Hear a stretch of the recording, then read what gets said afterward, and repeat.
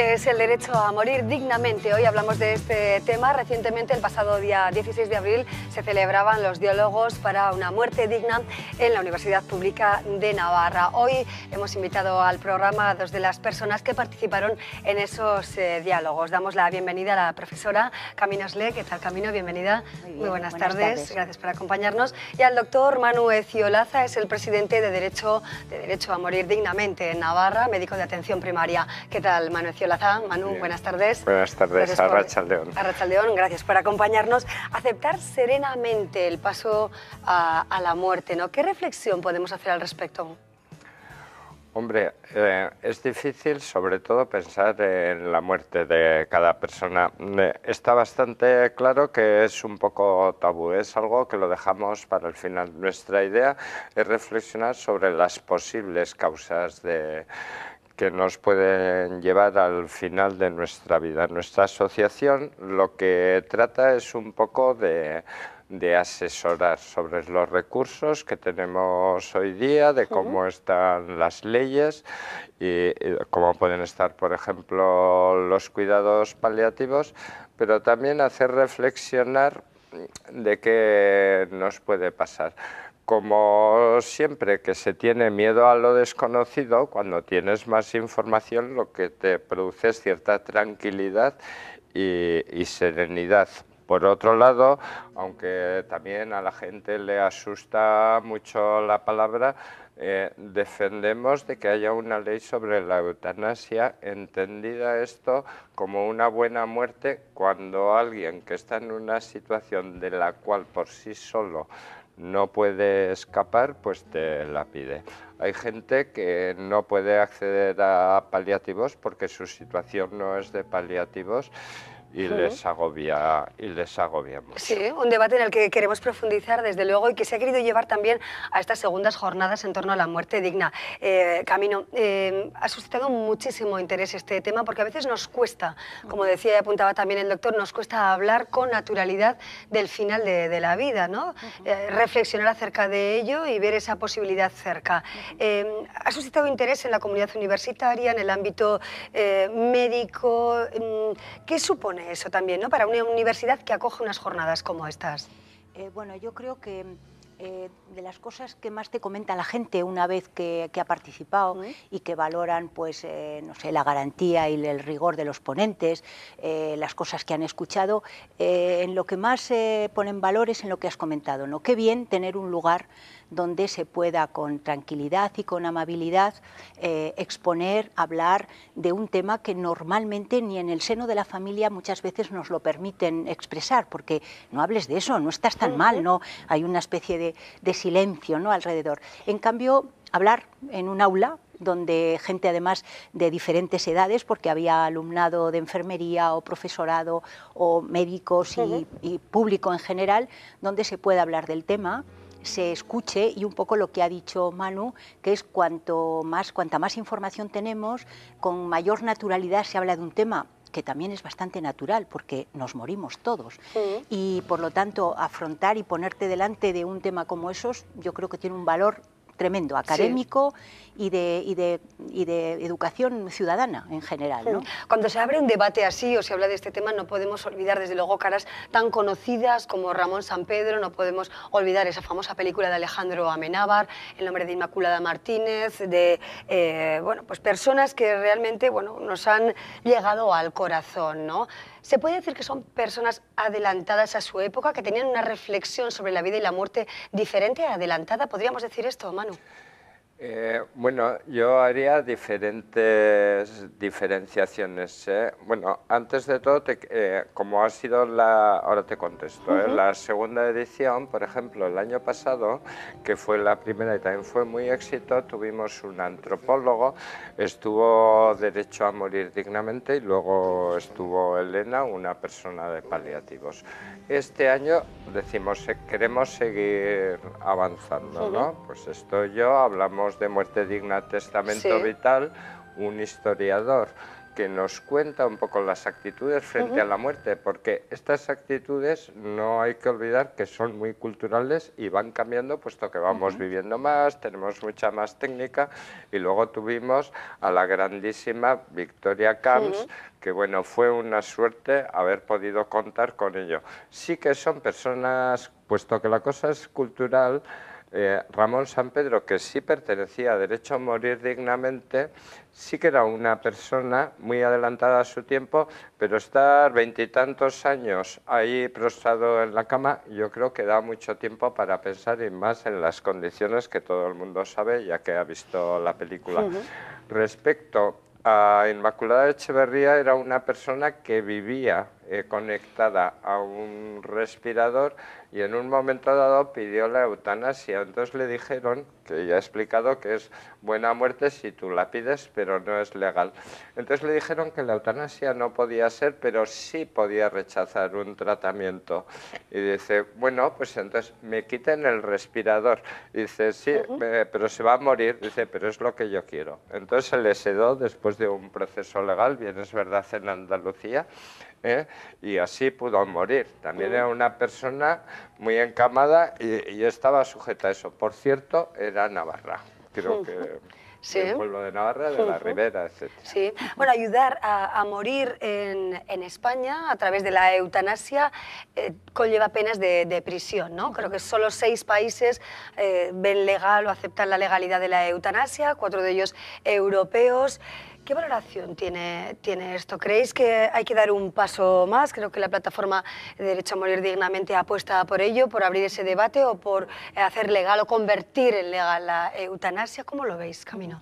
Dentro de DMD, desde luego, mayoritariamente yo diría que todo el mundo que estamos ahí afiliados, asociados, estamos por esa labor. Lo que ocurre es que también somos conscientes de las dificultades que tiene legales, de las oposiciones que puede tener por parte de la Iglesia, por parte de ciertos colectivos, y un poco lo que nos parece importante de este tipo de asociaciones, que solo buscamos el que este tema se ponga sobre la mesa, se debata, esté en las agendas de los partidos, ahora que están las elecciones próximas, y que sea un tema que llegue cuando la ciudadanía tenga ese convencimiento. Manu lo ha comentado alguna vez, en algunos sondeos que se hacen, los porcentajes de personas que están a favor es mucho más elevado de lo que parece.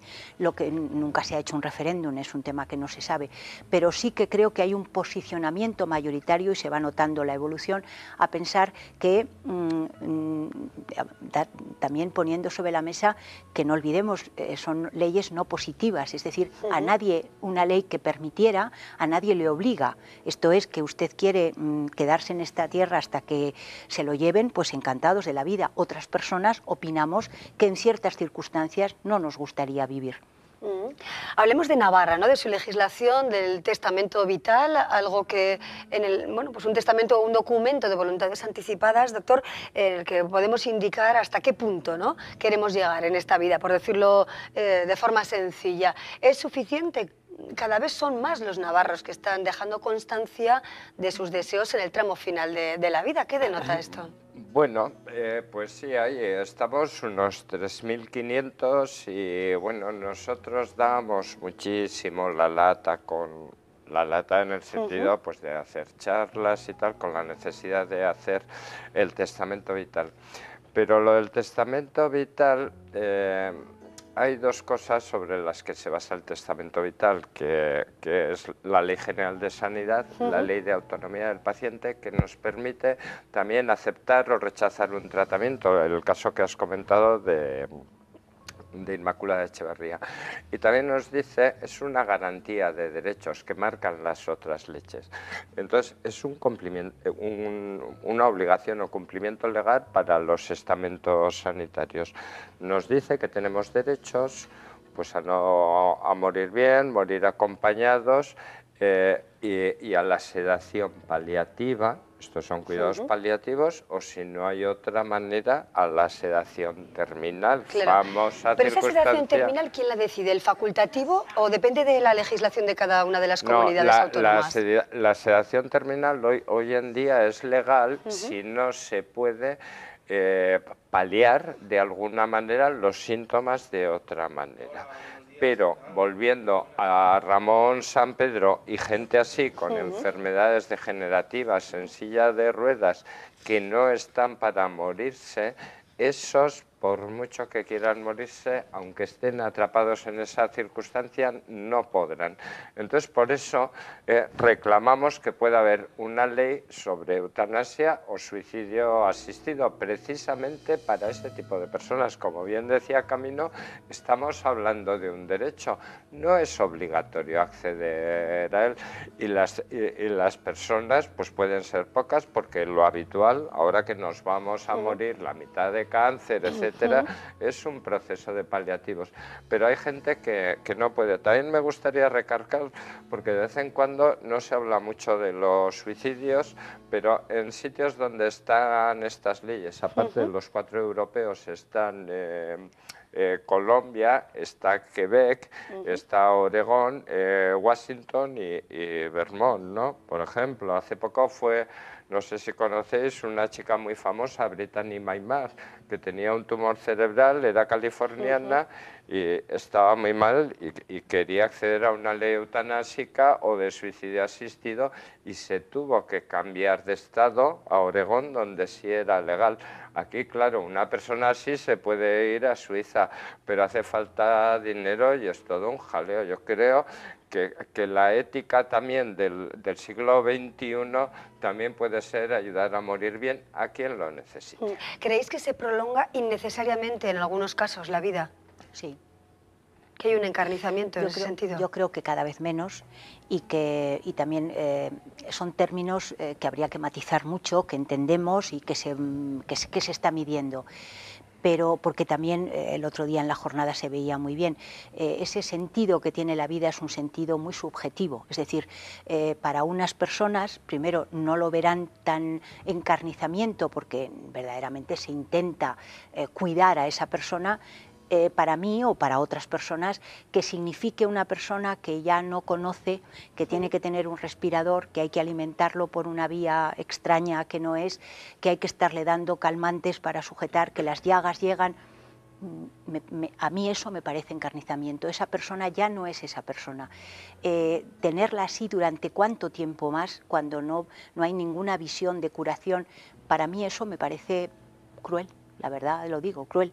Y creo que una de las cosas de hablar con un sentido de paz y de tranquilidad sobre eso, que además, no sé si os pasará a vosotros, tú eres muy joven, pero cuando se va a tertulias de amigos y demás, pues sobre todo a mi edad, enseguida sale, yo así no quiero.